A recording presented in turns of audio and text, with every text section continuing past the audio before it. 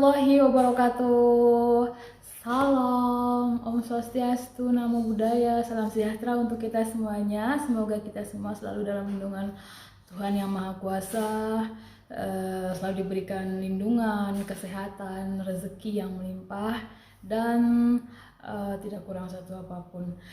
Nah teman-teman, perkenalkan nama saya Memi. Saya di sini ingin meng-share pengalaman saya ketika saya mengajukan visa untuk berangkat ke Naumea, New Caledonia, negara bagian Prancis.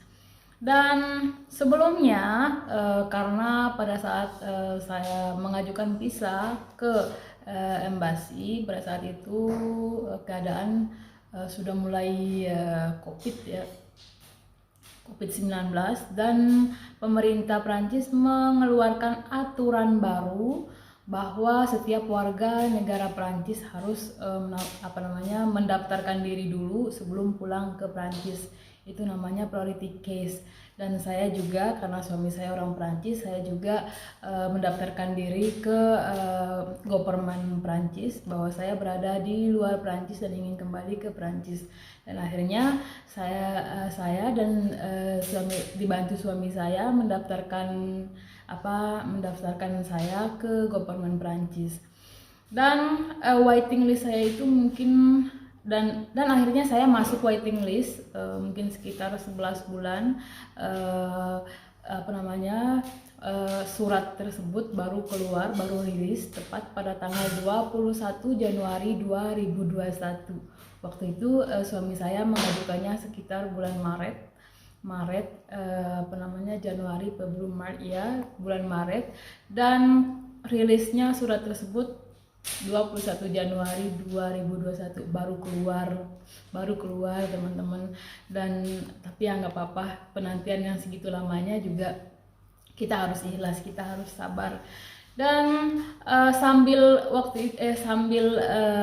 menunggu surat keputusan dari pemerintah bahwa saya boleh masuk ke Naumea apa tidak, suami saya sambil mengurus dokumen yang lain, yaitu asuransi kesehatan saya untuk tinggal di Naumea. Dan asuransi saya pun jadi keluar tidak berapa lama, mungkin sehari 2 hari itu asuransi cepat keluar kok, cepat banget keluarnya. Dan yang ketiga adalah suami saya pergi ke City Hall untuk mengajukan authorization. Di sana mungkin menulis semua data-data kita ya, data-data saya, data-data suami saya atau alamat yang ada di sini, alamat yang ada di Naumea. Dan akhirnya tidak langsung keluar teman-teman, mungkin tunggu sekitar 3-4-5 hari baru bisa keluar. Dan itu persyaratan berikutnya. Dan yang keempat adalah identitas suami saya, dan kita harus fotokopi, yaitu bisa paspor, KTP-nya atau SIM internasionalnya. Tapi karena fotokopi paspornya suami saya ada sama saya, akhirnya saya pakai fotokopi paspor suami saya. Dan yang berikutnya adalah afruh tempat tinggal suami. Afruh tempat tinggal suami itu misalnya seperti surat air, telepon bisa, atau surat listriknya juga bisa, tapi tidak boleh lebih dari 3 bulan. Kalau bisa yang baru teman-teman. Dan semua dokumen dari suami saya itu sudah lengkap. Maka langkah selanjutnya adalah dokumen dari saya. Dokumen dari saya apa saja? Yaitu satu, paspor asli tentu yang masih berlaku sekitar 6 bulan atau 1 tahun. Tapi karena paspor saya masih berlaku 2-3 tahun ke depan, jadi nggak apa-apa, aman teman-teman. Dan yang kedua adalah fotokopi KTP Indonesia. Dan yang ketiga adalah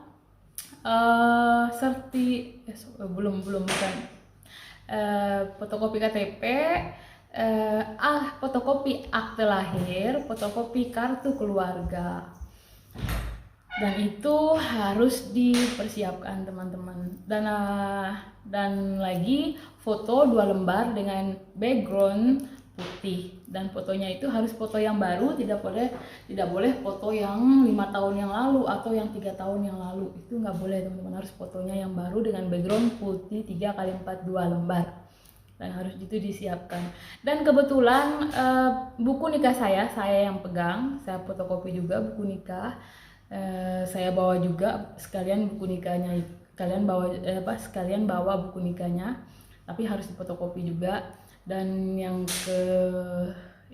ke sekian adalah sertifikat merit. Sertifikat merit itu jangan lupa teman-teman, itu apa namanya, penting banget.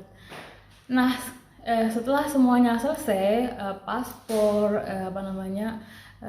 foto 2 lembar dengan background putih, terus akte kelahiran fotokopinya, terus kakak fotokopinya juga, dan buku nikah fotokopinya juga, sertifikat nikah juga fotokopi. Buku nikahnya itu bukan buku nikah Indonesia, tapi buku nikah Prancis yang kayak gini. Tuh buku nikah ya, itu buku nikahnya. Dan setelah dokumennya lengkap semua teman-teman, kita baru registrasi atau appointment secara online. Itu bisa teman-teman mengunjungi situs TLS Kontak yang ada di Kuningan, Menara Anugerah lantai 3. Di situ ada di websitenya, ada di Google ya, teman-teman bisa share Google dan ikuti saja arahan di situ. Di situ ada juga pakai bahasa Indonesia.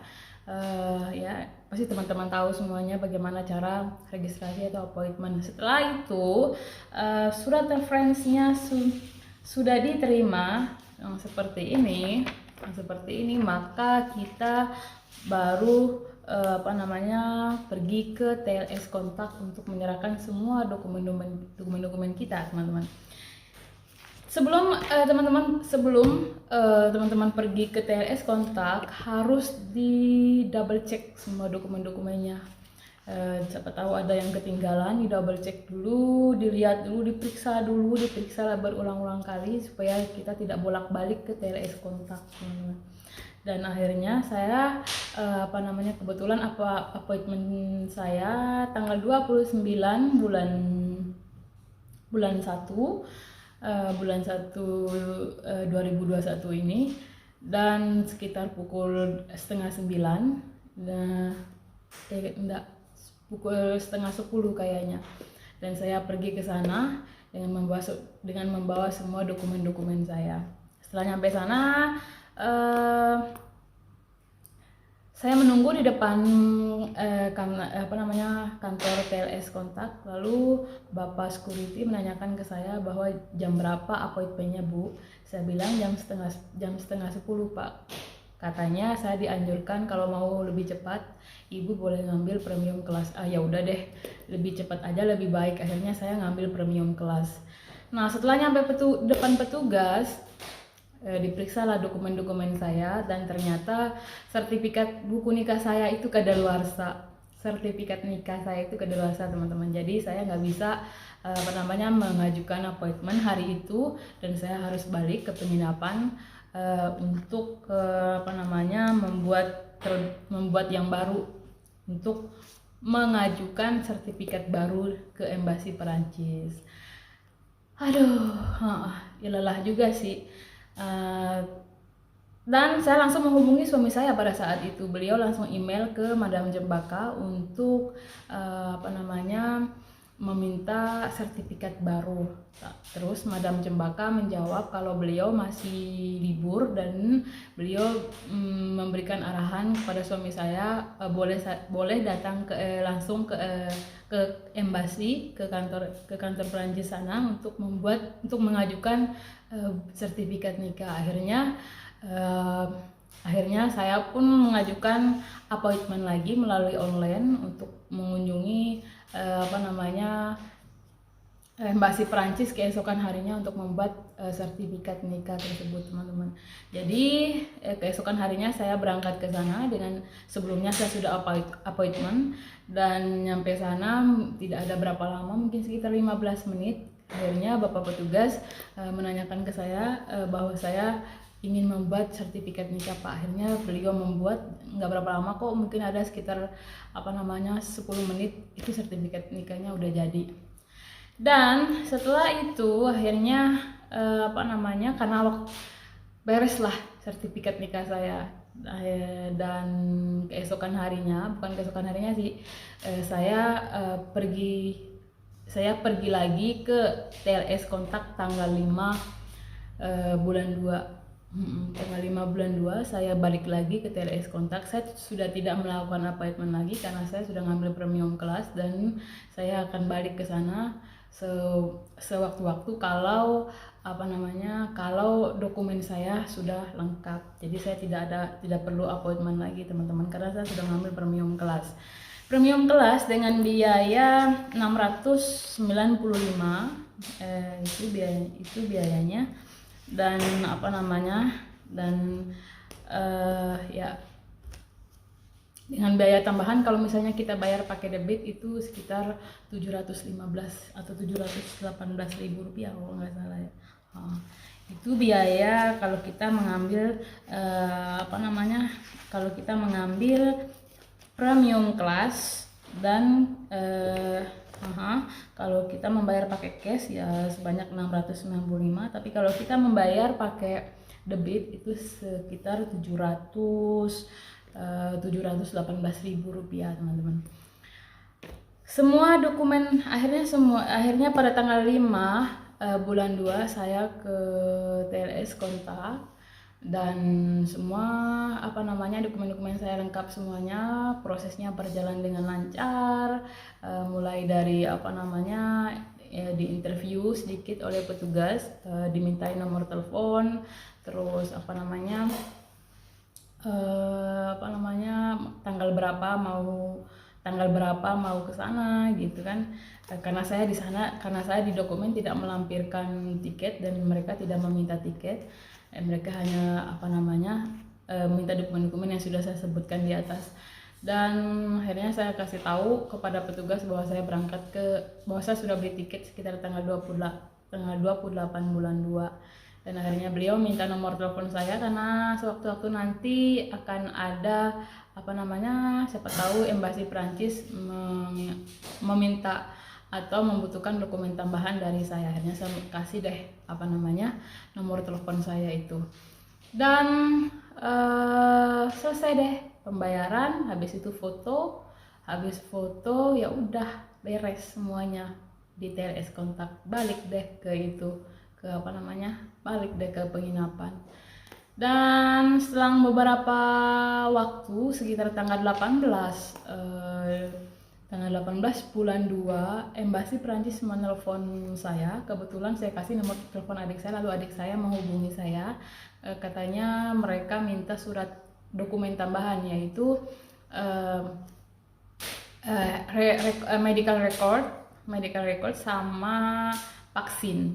Waduh, mulai bingung deh saya nih, di mana nih medical, di mana, mau vaksin di mana. Akhirnya saya share di Google dan saya dapat beberapa tempat medical yang bagus, dan kebetulan saya dapat di Syahid Sairman Medical Center ya, Jakarta Selatan, dan di situ bagus sekali teman-teman. Dan di situ bagus ya alhamdulillah berjalan dengan lancar juga, dan semua apa yang saya periksa itu semuanya dalam keadaan sehat walafiat. Dan setelah itu saya baru mencari tempat vaksin. Kebetulan saya tahu tempat vaksinnya juga lewat Google. Jadi saya vaksin 2, yaitu vaksin flu sama vaksin apalagi satu tuh, vaksin sekali seumur hidup tuh. Nah itu akhirnya dokter yang vaksin saya itu memberikan saya buku vaksinnya dan keterangannya. Setelah itu keesokan harinya baru deh yang dari medical center itu keluar. Dan sebelumnya karena hari Sabtu keluarnya, Jadi saya nggak sempat ngambil, akhirnya saya minta pihak Shahid Sairman untuk email langsung ke saya hasil medikal saya, dan alhamdulillah mereka memberikan rekodnya itu melalui email, dan saya langsung kirim balik ke Embasi Prancis, yaitu hasil medikal sama buku sertifikat vaksin tadi. Nah, itu dia dokumen tambahannya yang harus kita siap-siap teman-teman ya. Itu kenapa sih harus ada dokumen tambahannya? Karena pada saat saya mengajukan visa itu lagi COVID-19 teman-teman, jadi banyak sekali persyaratan-persyaratan yang harus dipenuhi oleh kita, dan mereka juga banyak sekali permintaan yang mereka minta ke kita. Dan setelah itu, karena waktu itu penerbangan saya tanggal 28 bulan 2, saya nggak tahu kapan visa saya bakal rilis, tapi selang beberapa waktu kemudian dari tanggal 18 saya menyerahkan hasil medical record sama vaksin ke embasi. Tepat pada tanggal 26 bulan 2 visa saya pun rilis teman-teman. Dan kenapa kok saya tahu visa saya rilis? Karena kita dapat email langsung dari embasi bahwa visa saya sudah rilis dan boleh dan akan dikirim ke alamat yang sudah direkomendasikan oleh saya waktu saya mengajukan visa di TLS Kontak. Tapi pada saat itu saya nggak mau deh dikirim melalui pengiriman kayak gitu.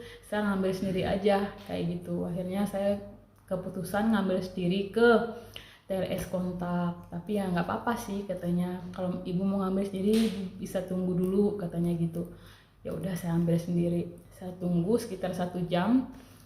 Akhirnya visa saya pun ada di tangan saya. Dan kebetulan rencananya seperti yang saya bilang tadi bahwa tanggal 28, tapi saya undur menjadi tanggal 4 teman-teman. Karena kenapa? Karena saya takutnya pada saat saya tes PCR, karena itu juga persyaratannya tiba-tiba terjadi hal yang tidak saya inginkan, naudzubillah. Tapi alhamdulillah pada saat itu saya tes PCR-nya 2 kali. Dan saya tes PCR-nya habis saya ngambil paspor tadi, saya ngambil visa, saya langsung pergi tes PCR di mana ya?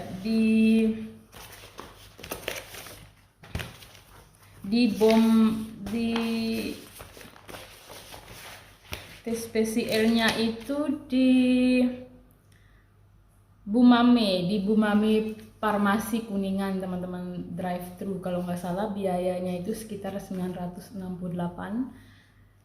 Itu satu kali tes PCR. Nah, saya tes PCR tanggal 26 dan besoknya sudah keluar hasilnya, dan hasilnya alhamdulillah negatif. Dan saya tes PCR lagi karena tes tanggal 26 itu nggak bisa dipakai pada saat saya penerbangan karena sudah melebihi dari 72 jam. Maka saya tes PCR lagi tanggal 3 pagi, dan besoknya baru saya ambil tesnya jam 8 pagi, jam 8 pagi. Jadi hasilnya juga negatif, alhamdulillahirabbil alamin. Dan kenapa kamu kok tes PCR-nya 2 kali? Karena saya takut teman-teman, saya takut nanti pada saat saya terbang. Nah, terus saya kan sebelumnya saya harus tes PCR tuh, tiba-tiba terjadi hal yang tidak kita ingin. Tapi ya itu dia, itu alasannya sih kenapa harus saya tes PCR 2 kali. Gak apa-apa, rugi tapi untuk kesehatan juga. Dan setelah saya tes PCR ya tibalah saatnya saya berangkat ke bandara tanggal 4 itu. Saya ke bandara sekitar jam 4 sore dan check-in-nya sekitar jam 7 sore, jam 7 maghrib, saya check-in jam 7 maghrib. Tapi sempat dipermasalahkan juga sama pihak bandara karena ada persyaratan yang mereka minta, misalnya kayak saya nggak punya tiket returnnya balik, tiket balik ke Indonesia saya nggak punya, dan mereka katanya nanya hal itu, tapi saya bilang saya nggak balik ke Indonesia dulu, mungkin nanti saya baliknya. Terus dan yang kedua alamat tempat tinggal suami saya, dan bukti kalau saya punya tempat karantina. Dan sudah jelas ya teman-teman bahwa saya di awal tadi saya menjelaskan yang priority case itu, dan saya sudah mendapatkan dari pemerintah Prancis yang saya tunggunya sampai 11 bulan, dan ya saya ada persyaratan itu semua, dan pihak airplane juga melihat di situs apa gitu. Saya belum mendaftar di situ, tapi saya langsung gerak cepat menelpon suami saya untuk minta mendaftarkan identitas saya di situs di website tersebut, dan itu di website tersebut. Dan akhirnya pihak airplane masih ragu banget gitu, karena nanti takutnya mereka itu saya ada masalah di situ gitu. Tapi akhirnya saya buat keputusan minta kepada mereka surat surat perjanjian, kalau semisalnya ada apa-apa saya saya masuk ke negara Naumia, kalau misalnya terjadi apa-apa itu bukan tanggung jawab dari pihak airplane tersebut. Nah, itu dia teman-teman persyaratan yang harus kita yang harus kita siapkan dan yang harus kita lengkapi kalau kita mau pergi ke negara Perancis atau negara bagian Perancis. Terima kasih atas watchingnya dan sekian dulu video dari saya. Wassalamualaikum warahmatullahi wabarakatuh. Au revoir, bisous.